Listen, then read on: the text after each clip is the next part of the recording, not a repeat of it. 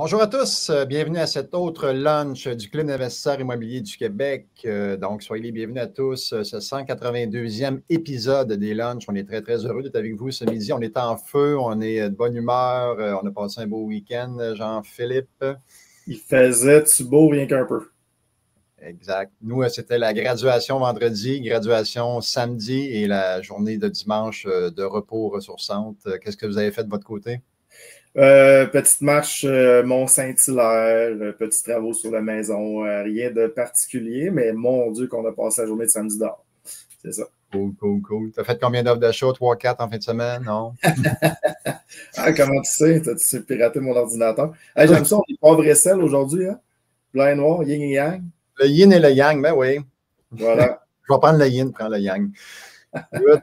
Excellent. Donc, soyez les bienvenus tout le monde. On est super content de vous présenter sous peu notre invité de marque. Sans plus tarder, on vous présente notre invité de la journée, qui est Jean-François Picard, qui est un investisseur aguerri qui détient plus de 700 logements. En fait, il est gradué du programme Élite, du programme avancé, un investisseur, un entrepreneur d'expérience, qui est devenu coach, en fait. Tu es devenu coach au club depuis quelques années, Jean-François. Salut. Ouais. Bonjour tout le monde. Bon midi. Salut les gars. Ça va bien? Yes. Donc, beau week-end toi aussi? Oui, gros ressourcement en nature, en effet, qui a fait beau, même si on était loin. Fait un beau week-end avec mon fils dans la nature. Marika, t'es-tu là? Non. Fin de semaine de filles pour eux, fin de semaine de gars pour nous. Fait que c'est important de garder tant de qualité-là les week-ends. On la salue, Marika, parce qu'à côté de chaque grand homme, il y a une grande femme. Donc, on va parler beaucoup de Jean-François aujourd'hui, mais Marika, il est pour beaucoup, j'en suis convaincu. Oui. Votre succès. Absolument. On ne serait pas là aujourd'hui à se parler si elle n'était pas à mes côtés depuis 26 ans bientôt. Wow, bravo. Donc, on vous invite à poser des questions à Jean-François et on va y répondre évidemment. Il va y répondre, sûrement qu'on va bonifier aussi tout ça. Et on remercie Sandra qui a rendu le lunch possible, Mehdi aussi à la régie et Eric au marketing. Donc, merci de vos belles actions pour que ce lunch-là ait lieu. Donc, sans plus tarder, peut-être t'introduire. Je l'ai déjà fait, mais si tu veux rajouter quelque chose, Jean-François, sur ta présentation. Ben écoute, tu as fait un bon tour. C'est sûr qu'on s'est énormément diversifié dans les dernières années parce qu'on était en feu, on faisait des offres, ça allait bien avant qu'on vive un peu plus de défis. Comme tu as dit en entrée de jeu, tantôt Jean-Philippe, on a appris à être plus sage un peu. Donc, présentement, les offres qu'on fait sont plus sélectives, sont plus target. Donc, peut-être qu'on s'en va vers moins une grosse croissance, d'être vraiment, vraiment sélectif sur ce qu'on va aller chercher pour être plus safe un peu, parce que on sait que les règles peuvent changer en cours de jeu. On sait que les taux peuvent monter, qu'on pense qu'ils devraient descendre, mais qu'ils ne baissent pas comme on pensait. Donc, c'est plus une science comme ça l'était une couple d'années. Fait qu'il faut être plus sniper, puis encore plus créatif. Ça, c'est le fun. Là. Ça c'est ce que j'aime. Là. Moi, c'est ce qui fait ma force, c'est la créativité, trouver des nouvelles idées. Fait que on doit se casser les manèges un peu plus. Tu parlais de défis, là. On va traiter en fait aujourd'hui de défis de croissance. On va parler aussi de défis peut-être de partenariat. Des fois, avec les partenaires, ça ne se passe pas toujours comme on veut. Le financement qui était un gros défi depuis quelques temps, évidemment. Des défis peut-être avec les locataires, des défis de motivation. Donc, on va m'ouvrir là-dedans. Donc, gênez-vous pas pour poser des questions à Jean-François sur ces thèmes-là ou d'autres thèmes qui vous viennent à l'esprit. Et je ne sais pas si Jean-Philippe, il y a quelqu'un qui s'est manifesté ou peut-être. Non, on peut alimenter ça doucement, comme tu avais dit, Jean-François, ça fait 20 ans que l'immobilier, ça allait généralement bien. On a passé à travers quelques tumultes, là, autant positifs que négatifs, là, de la COVID, où est-ce qu'on a eu des baisses de taux, des remontées de taux, des changements de règles aussi. C'est dur des fois de jouer à un jeu quand les règles changent au fur et à mesure sans avertissement. On a eu quelques règles qui ont changé en cours de route. Fait que ça a amené toute une sagesse dans tout ça. Et je trouve ça bien qu'on ait le live aujourd'hui parce qu'on parle souvent des bons coups, dire il y a tant de logements, il a fait ci, les bons coups du mois. Au club, on devrait avoir aussi les mauvais coups du mois. C'est une idée comme ça, mais de dire que on a des bons coups, mais on a beaucoup d'embûches. Puis ce que j'aime dire dans les cours aussi, l'immobilier, c'est presque 99 problèmes pour une célébration. Où est-ce qu'on gère des problèmes. Puis là, on a un notaire. Généralement, le notaire suivi d'une célébration, soit une acquisition ou un refinancement au niveau de l'immobilier. Fait que je trouve ça vraiment bien. Puis qui de mieux que Jean-François qui a du développement personnel à un autre niveau. Il faut le dire aussi en entrée de jeu. Là, Jean-François qui est vraiment un très bon investisseur immobilier, mais un très bon humain aussi. Fait que je suis très content d'aborder. Fait que si jamais vous avez des questions, les gens, c'est à propos des challenges qu'on a vécu, des craintes peut-être que vous avez avec l'immobilier, vous pouvez peut-être les partager. Peut-être, j'en aurais une pour toi, en fait, le plus général, mais Jean-Philippe parlait de bel humain que tu es, tout ça. As-tu des fois des moments qui sont décourageants, puis comment tu sais quoi tes outils ou comment tu approches ça, justement, les obstacles là, dans ton mindset? Peux-tu nous partager ça un petit peu? Ben oui, absolument. C'est sûr que moi, je travaille avec. J'ai toutes fait les formations de développement personnel, je pense, qui existent dans les 4 dernières années. Je travaille beaucoup personnellement avec l'hypnose, l'auto-hypnose, les audios de Ray, je les écoute à la nuit longue. Ça aide beaucoup, tu sais, à rester mindé. Là, dans les 2 dernières années, on a vécu des échecs. Là. Il a fallu vendre des immeubles parce que on avait peut-être payé trop cher, on avait peut-être été trop optimiste. Donc, on a vendu quelques-uns, on a encore vendu récemment. Fait que là, c'est beau, on a l'air d'avoir des portes, mais si la game aurait été plus facile, on aurait plus que ça. Mais des fois, il faut dire, OK, ça, là, on le laisse aller. C'est ce qu'on est en train de faire présentement aussi. Là, on en vend quelques-uns pour se sécuriser, puis sécuriser le nid familial aussi. Ça, je trouve que c'est important en grosse croissance, à refaire peut-être un plateau, puis revenir à une échelle un peu plus confortable. Puis, il a tellement fallu être plus créatif dans la dernière année, surtout quand il a sorti la règle SCHL, là, qu'on ne pouvait pas rembourser des prêteurs privés. Là. Moi, je le dis sans gêne, je ne suis pas un investisseur immobilier, je suis un optimisateur. Donc, souvent, j'ai des prêts, j'ai des marges, j'ai des choses. Fait qu'il faut fermer nos boucles le plus rapidement possible. Puis, là, il a fallu tirer le temps. Fait qu'il a fallu être plus créatif, mais en étant super éthique tout le temps. T'sais, oui, on aime ça quand il y a un roulement de locataire, mais moi, je le dis à la blague, je mets personne dehors, je mets des fournaises dehors. J'ai installé des thermopompes, je fous des fournaises dehors, mais pas du monde. Mais là, on espérait quand même un mouvement naturel un peu plus grand la dernière année, qu'on a eu dans certains immeubles, d'autres non. Fait que c'est pour ça que j'en ai vendu aussi. J'ai fait comme j'aime mieux vendre un immeuble que de faire sentir une pression locataire ou se mettre une pression d'optimisation qui est trop grande. Fait qu'on a laissé aller au moins 5 projets cette année là, qu'on a remis à vendre, dont certains qu'on n'a même pas fait de profit pour juste passer à autre chose. T'sais. Garder notre réputation d'optimisateur, mais de la bonne manière. Jean-Philippe, là-dessus, sûrement quelque chose à ajouter. Oui, ben c'est bien, Jean-François, justement, on est aligné là-dessus, hein, toujours dans le respect de l'humain dans tout ça. On gère des clients. Notre ami Jean-Pierre, d'ailleurs, que j'ai croisé vendredi soir dans un souper, disait si c'était votre mère, comment la traiteriez-vous? Je pense que ça, c'est une question d'éthique que tu peux toujours te reposer comme question. Fait qu'on est très, très aligné là-dessus à ce niveau-là. Et expérience personnelle, en fait, on a reçu un rapport d'évaluation très, très complexe pour une propriété de CBRE. Puis on montrait le taux de roulement des locataires qui a passé de 15-16 dans les années 2015-2016 à en bas de 10 Je parle pour la région de Montréal. Je sais, Jean-François, tu es à Québec. Les chiffres peuvent être différents, mais j'imagine que la tendance est la même chose. On a beaucoup moins de roulement parce que les gens tiennent plus sur leur logement, évidemment, parce qu'il y a une pénurie de logement, les nouveaux logements sont plus chers. Fait que de peut-être penser à ça, justement, dans vos évaluations de risque, quand on parle de thématiques de risque, il y a moins de roulement naturel qu'il y en avait avant. Donc, il faut considérer ça dans nos proformas. OK, excellent. Ça va croître. Les gens sont tranquilles sur ces questions. Gênez-vous pas. Jean-François, il est là pour y répondre. Donc, peut-être y aller avec une de ton cru, JP?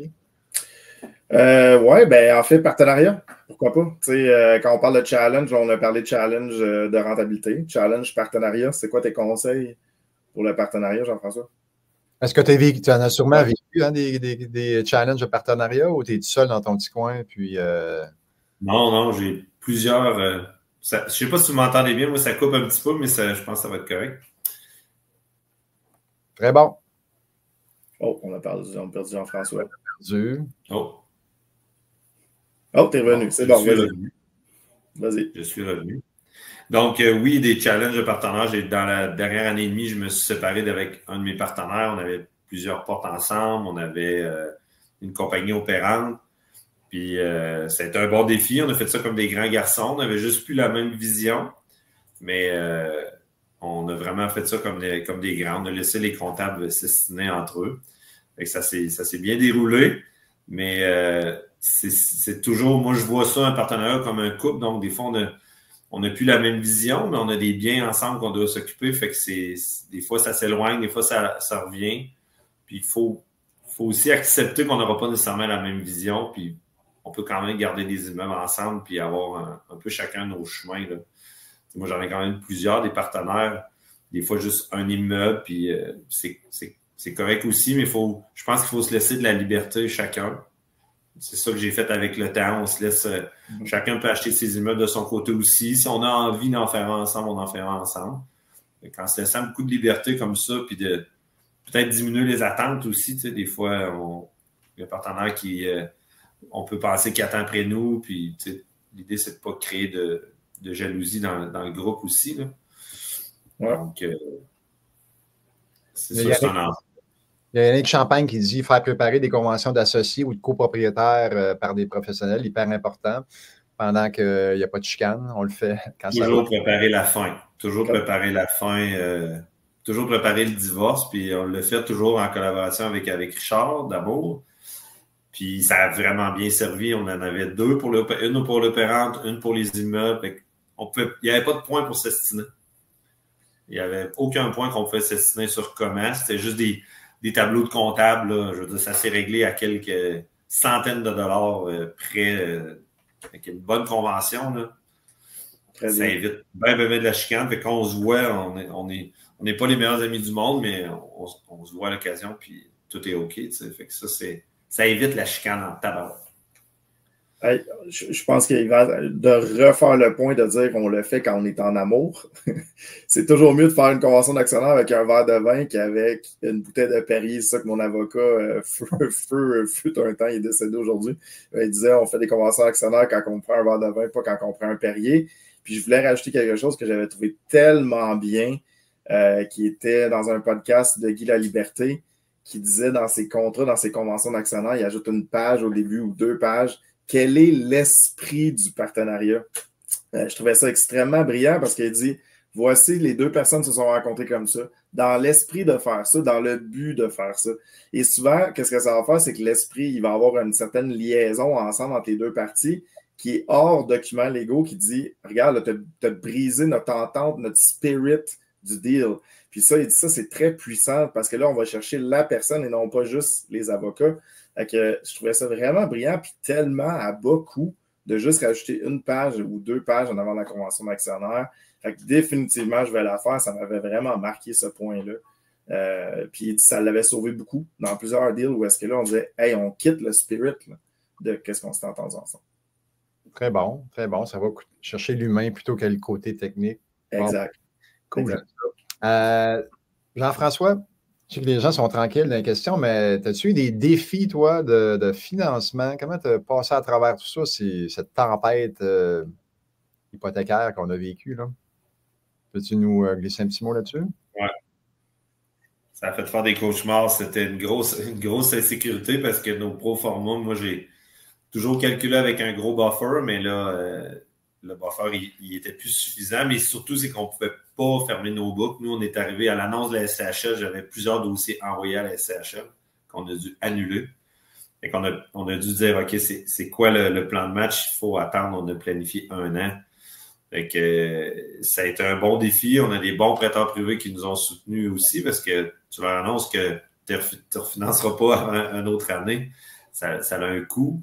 Deuxième phase d'optimisation, mais ça a été vraiment un enjeu de ne pas savoir. Tu sais, c'était un guess. Donc, est-ce que je mets à vendre? Est-ce que j'essaye quand même mon refinancement? Donc, ça a développé la résilience pas mal. Pas mal, parce que des fois, tu recevais un dossier de la SCHL, j'en parlais tantôt avant qu'on rentre en nombre. On a un beau dossier, on a un rapport, c'est un immeuble de plus de 80 logements qui ne prennent pas le rapport, donc on a été challengé de 2 millions. Donc, on se retrouve financé en bas de 80% sur un refinancement APH. c'est le fun, on a de l'équité, mais c'est pas ce qu'on avait calculé initialement. Bon, on parle de quelques millions de différences. C'est comme... Ça peut être assez intense, les claques que tu as suite à des refinancements. Il faut se garder un peu plus de buffer, mais surtout développer la résilience. Parce que, comme je dis toujours, c'est quoi le pire? On va le vendre, on va aller la chercher, l'équité au pire, c'est ce qu'on voulait. Donc, il y a toujours une autre solution. Il ne faut pas s'attendre à ce que ça va être le plan qu'on avait pensé nécessairement dès le début. Absolument. La résilience, Jean-François, hein? C'est ça. C'était OK, bon, ça ne marche pas. On trouve créativité, résilience, négociation. Ouais. Yvan, avais-tu des choses à rajouter? Jean-François, avais-tu des prêteurs privés dans ton processus, toi?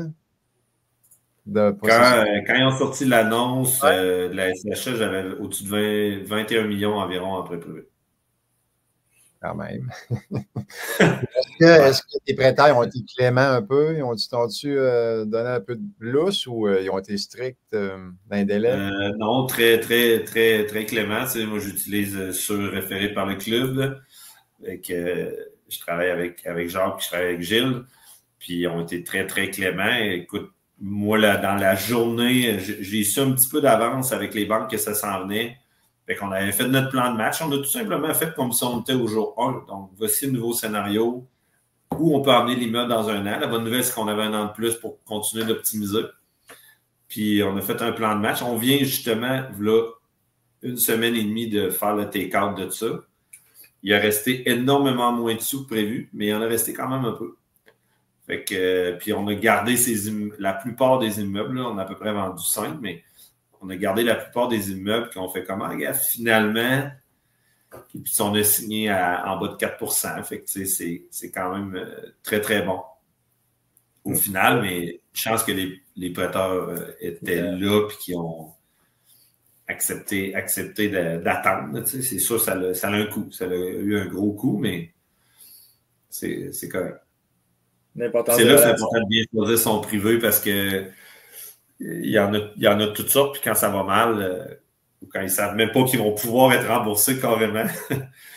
Parce qu'il y a eu un temps qu'on faisait des bridges, mais on parlait de quasiment 2 ans avant de pouvoir les rembourser là, à un certain moment donné. Là. La règle a changé. Pour vous rassurer, la règle a changé en juin, mais qui dit qu'elle ne la changera pas. Donc, soyons prudents. Exact.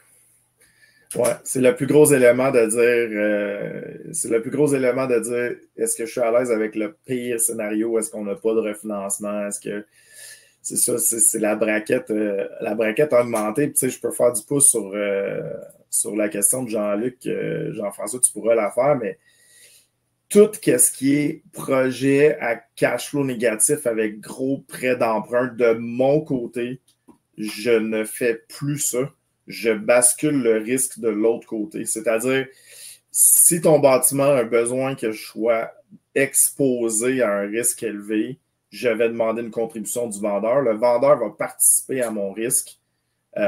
Ou sinon, fais-le de ton côté, où on va trouver une manière de diminuer les risques. On va travailler ensemble. On va peut-être faire la conversion ensemble pendant que je sois encore propriétaire.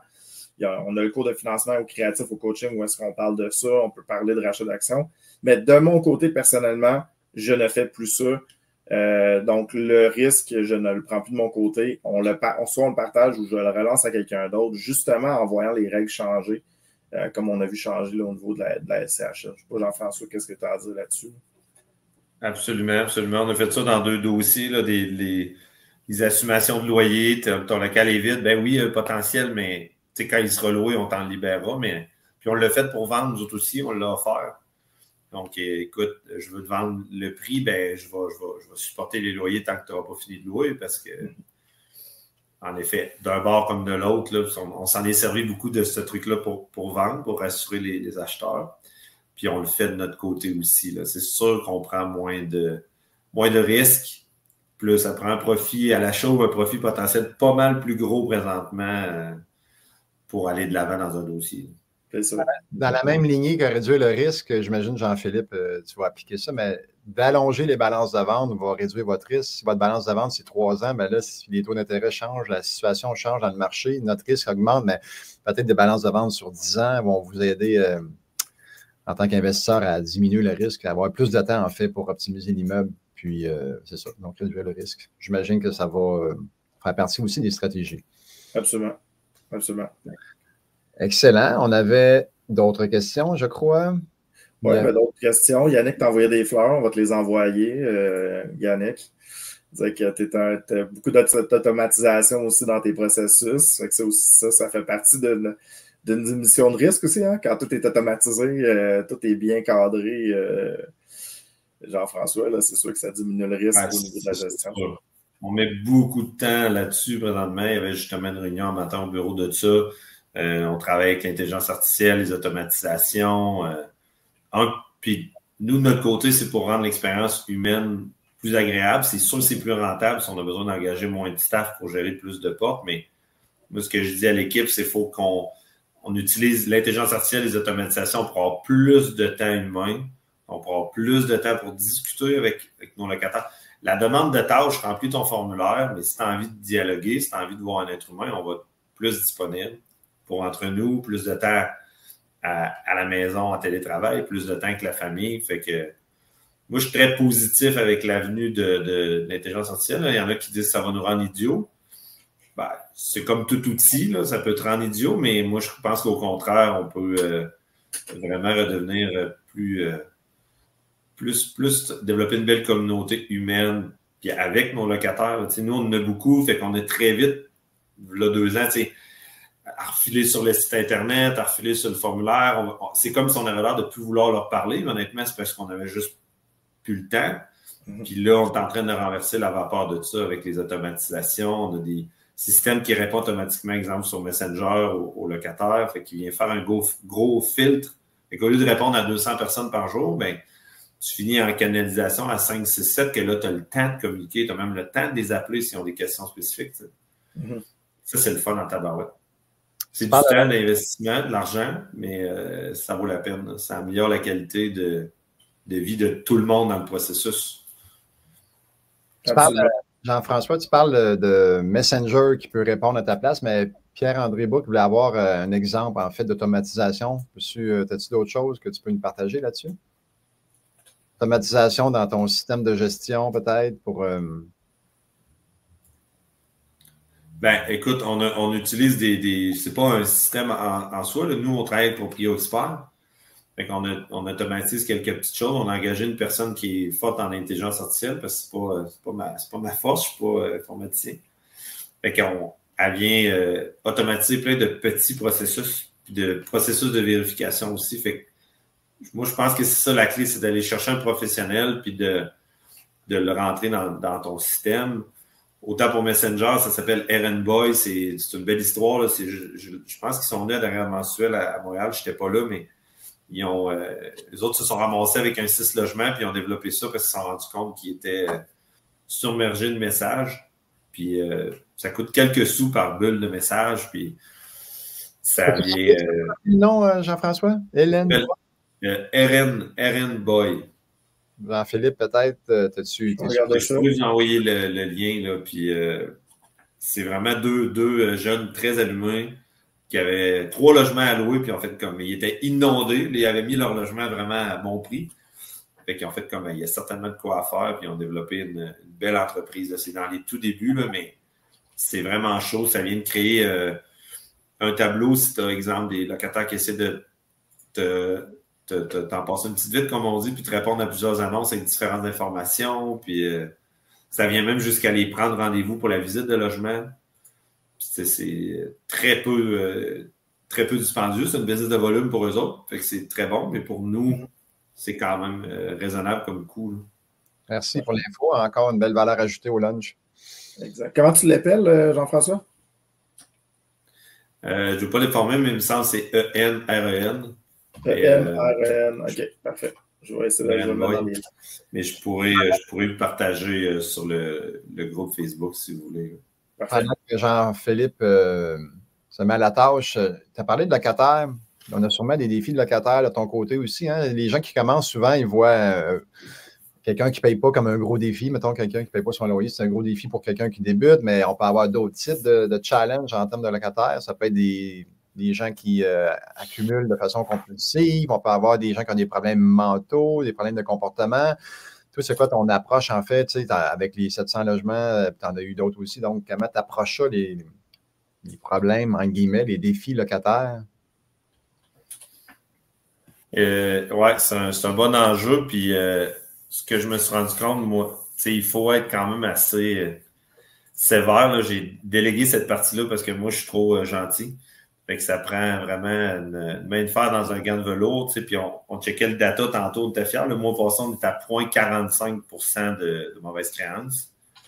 Mais ça, c'est parce on laisse pas de chance aux gens, mais on leur montre que c'est important pour nous qu'ils payent leur loyer. Puis le processus est super doux et super gentil, mais il n'y a pas de passe-droit, puis tu reçois des avertissements rapidement. Fait que, on le sait, c'est comme ça, là, c'est ceux qui sont un petit peu plus tannants qui se font payer en premier, puis on fait comme le 2, c'est comme tu as oublié. Donc, il y a des rappels, il y a différentes échelles de rappels pour le texte, mais d'être assez ferme. Puis là, après ça, on peut leur donner un super service. Là, si tu as payé le 2 en retard 2 fois, c'est pas la fin du monde. Puis là, tout l'argent est rentré. Fait que moi, je peux t'offrir un super service. T'sais.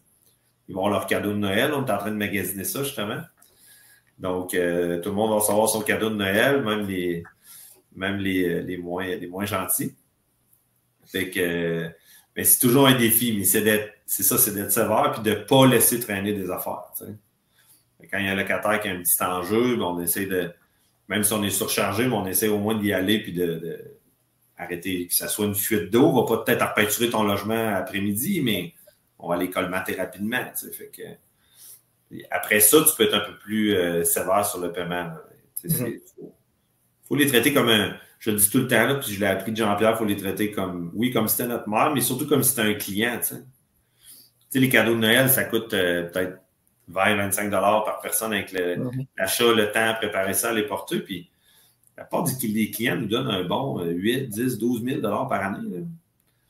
Donc, un petit joyeux Noël avec une boîte de chocolat. Puis souvent, quand la relation n'est pas parfaite, ça vient adoucir un peu la relation. Puis je trouve que c'est important de les traiter comme des clients, mais fermement quand même. T'sais. J'avais justement 2 questions sur les cadeaux, mais tu as un peu répondu. Là. Sylvie demandait c'était quoi les cadeaux de Noël, puis Pierre-André aussi. Donc, boîte de chocolat, mais j'imagine que ça varie d'année en année. Non? On a déjà été en carte cadeau virtuelle, mais je trouve ça moins excitant. C'est l'occasion de se gâter Noël. Donc, le chocolat, je trouve que pour ma part, c'est Ferrero Rocher all the way. Fait que c'est beau, c'est bon. C'est une belle petite tricherie. Fait que les gens aiment ça. T'sais. Du bon Nutella. En garder une coupe de boîte s'il y a des extras. Ça, c'est top. Il en reste au bureau des fois. Il faut se soutenir là. Excellent.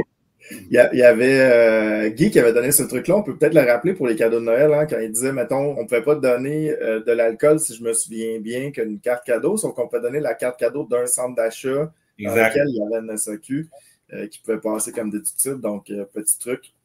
Si jamais les gens veulent donner ça, c'est encore excellent parce que c'est pas tout le monde qui boit de l'alcool maintenant.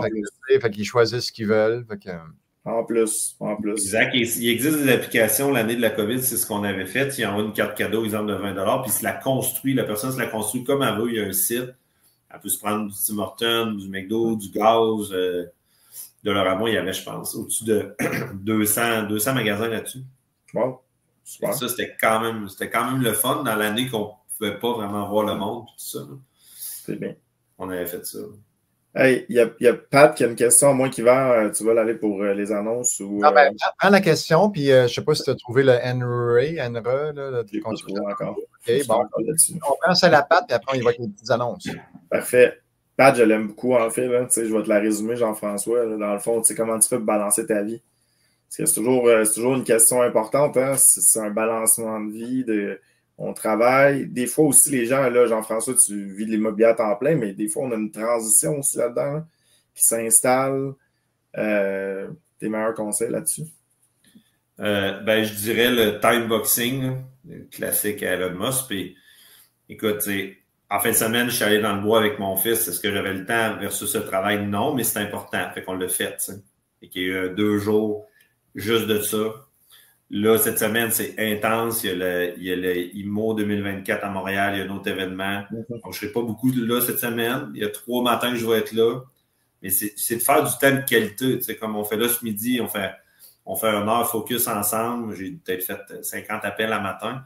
Fait que c'est d'aller chercher ce que c'est vraiment important puis de faire ces moments-là de qualité. Puis il y a des affaires qu'on tasse, là. Je dors pas 8 à 10 heures par nuit tout le temps. Ça, c'est sûr. Quand les enfants ils dorment, on travaille. Là. Chez nous, on n'écoute pas des séries. Quand ça se couche, on travaille jusqu'à très tard le soir. Il faut être prêt à sacrifier quelques affaires aussi pour être entrepreneur. Là. Donc, on ne fait pas du 40 heures semaine, c'est certain. Mais je pense que l'idée de faire du time boxing puis du temps de qualité de chacune des affaires, puis de déléguer où ce qu'on peut pas créer de la magie, faut déléguer. Faut déléguer où ce qu'on délègue, c'est important que nos employés s'amusent quand même là-dedans, qu'il y ait du plaisir. Puis s'ils ont du plaisir, ils vont performer. Donc ça, moi, je le dis à la blague, ça ne me dérange pas, je me suis fait tasser du poste de collecte parce que j'étais trop soft. Puis là, ça performe. J'avais du 8-10%, puis Cécile, notre employée, elle arrive toujours en bas du 1,5 avant la fin du mois. Donc, on met les bonnes personnes à bonne place. Fait qu'après ça, on peut quand même avoir du temps de qualité ici et là. C'est tellement vrai ce que tu dis, Jean-François. Puis on en parlait aussi en régie avant. Tu sais, quand on prend un projet trop risqué, ça a l'impact parce qu'on a bien beau bloquer du temps, mettons, famille dans l'agenda. Et moi, je travaille encore beaucoup là-dessus. J'essaie de m'améliorer. Mais quand je quitte le bureau, d'être présent avec la personne, la famille, les amis et de ne pas penser au projet, c'est encore un gros challenge pour moi. J'essaie vraiment de segmenter. Vous voyez mon bureau avec la brique derrière. Il est séparé de ma maison. Fait que j'essaie de, quand je quitte, je suis à la maison, je suis au bureau quand je travaille. Fait que j'essaie vraiment de segmenter ces éléments-là là, pour vraiment avoir du temps de qualité. Et un autre petit conseil que je pourrais vous donner aussi pour les gens qui veulent faire l'indépendance financière, c'est le fun de faire une liste de ce que je veux. Faites donc une liste de ce que je veux pas. T'sais, oui, je veux l'indépendance financière, je veux 1000 logements, mais je veux pas sacrifier les fins de semaine avec les enfants, je veux pas sacrifier la fin de semaine avec les... Je veux une relation amoureuse, je veux pas de chicane dans ma relation. Fait que tu sais, de dire, je veux aller là, mais je suis pas prêt à compromettre ça.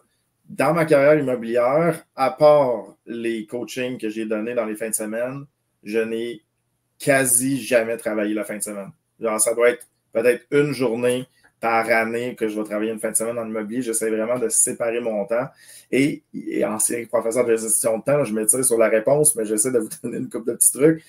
La loi de Parkinson, en fait, qui fait aussi en gestion du temps, qui fait que la tâche va rentrer dans le temps que vous y allouez. Fait que si vous squeezez le temps pour l'investissement immobilier et dire je ne travaille pas la fin de semaine, ça va vous forcer à faire dans votre temps alloué pour la tâche. Fait que de garder ça séparé. Fait que d'une liste de ce que vous voulez faire, ce que vous ne voulez pas faire, votre time boxing, puis de bien le respecter, puis d'être présent après ça dans des moments de qualité.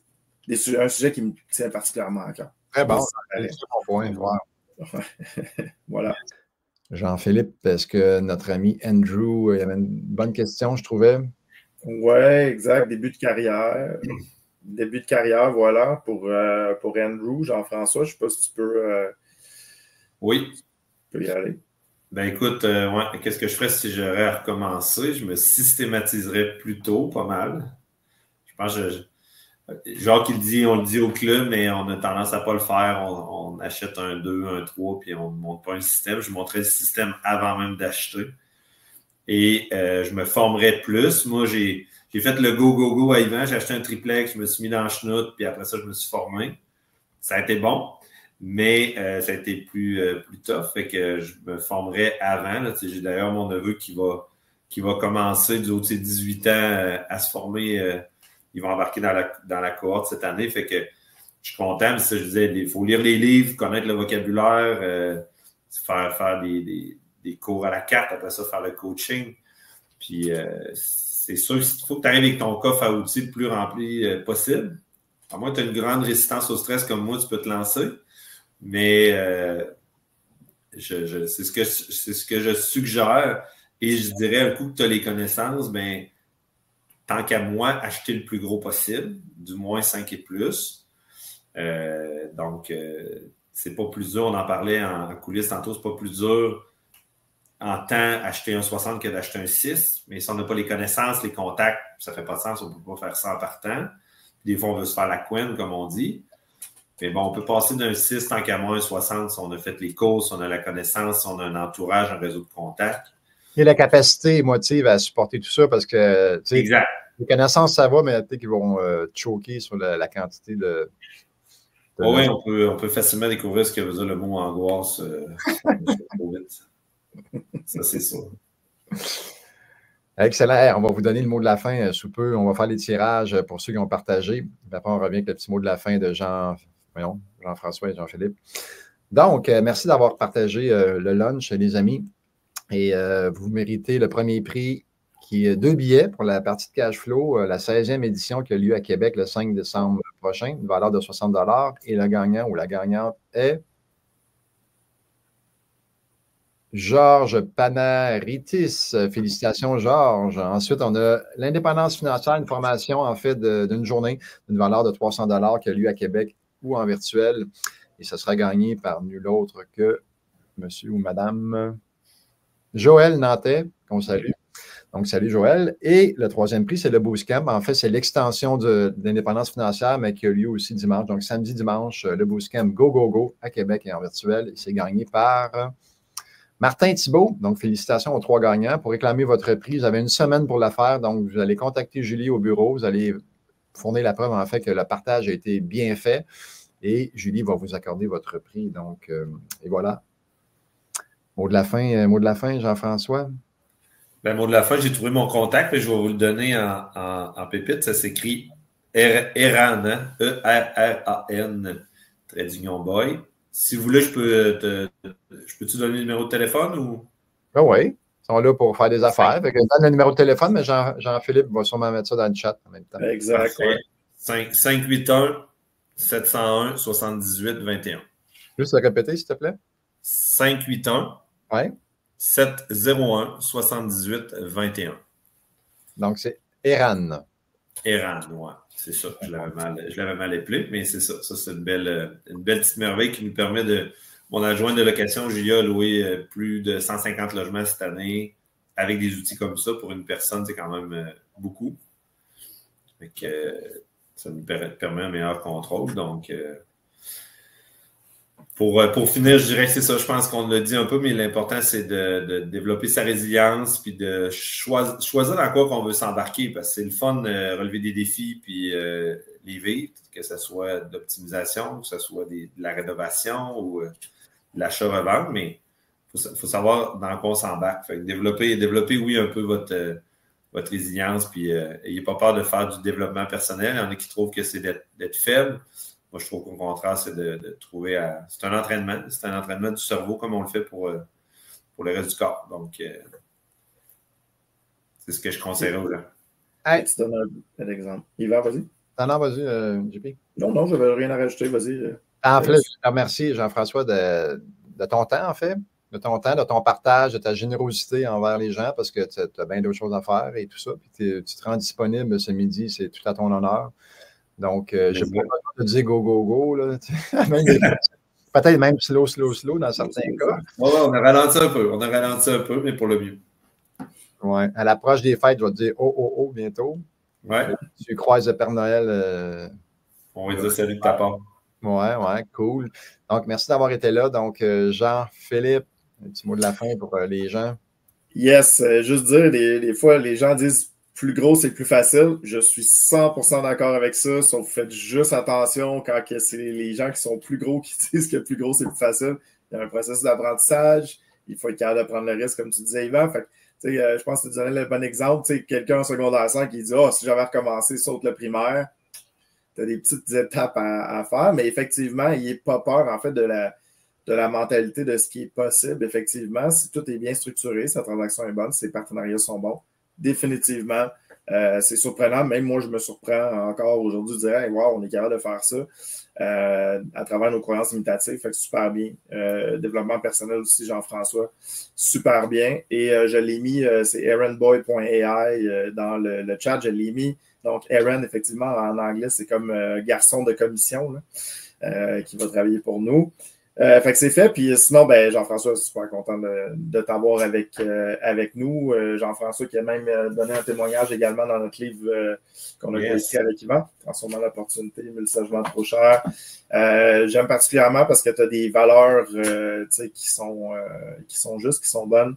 Fait que félicitations encore pour l'ensemble de ton œuvre. Très content de t'avoir, puis très content d'avoir partagé les problématiques qu'on peut avoir quand on achète de l'immobilier. Rappelez-vous l'iceberg, là, le succès, la feuille Excel. À un moment donné, je travaillais sur ma feuille Excel de ma valeur nette, puis j'en discutais avec mon père. Mon père a dit hey, il y a de l'effort dans cette feuille Excel-là. Je dis mais qu'il y a de l'effort dans cette feuille Excel-là. Fait que ça paraît simple. Ça paraît facile, en fait, parfois, mais il faut toujours revenir qu'il y a de l'effort en arrière de tout ça, puis qu'il y a de l'action, il y a de l'inconfort dans tout ça. Fait que je vous souhaite vraiment d'y aller en pleine connaissance de cause. Fait que voilà, c'est un gros speech, mais ça serait ça le mot de la semaine. Je finissais parce qu'au club, on est toujours branché sur les dernières nouvelles. J'avais oublié de le dire en début de rencontre, mais SCHL maintenant, rapport d'évaluation agréé obligatoire, peu importe la taille. Fait qu'on avait une exemption, je pense, en haut de 24, là, je me souviens bien. Exact, 24. 24. Donc, on avait une exemption. À partir de maintenant, ça prend le rapport d'évaluation agréé à l'intérieur de 12 mois, donc il est valide 12 mois. Donc, sur toutes les demandes SCHL, maintenant, ça prend ça. Voilà, maintenant, j'ai fini pour de vrai. Wow, good. Puis oui, effectivement, GF, bravo pour l'ensemble de ton œuvre, parce que oui, tu as des portes, mais dans ton cheminement personnel, moi, je t'ai quand même vu évoluer à travers tout ça, puis chapeau. Donc, merci d'avoir été là, les amis. Nous, on se revoit la semaine prochaine, donc le 25 novembre. C'est le 183e épisode. C'est avec Gilles Laferrière, qui est investisseur immobilier, qui est coach au club, qui est prêteur privé. Ils vont nous parler d'intelligence financière, donc mieux comprendre pour mieux investir. Et ça promet, on a hâte de l'accueillir. Donc, merci beaucoup d'avoir été là, tout le monde. Belle semaine à tous et go, go, go. On se revoit la semaine prochaine. Bye. Bye, tout le monde.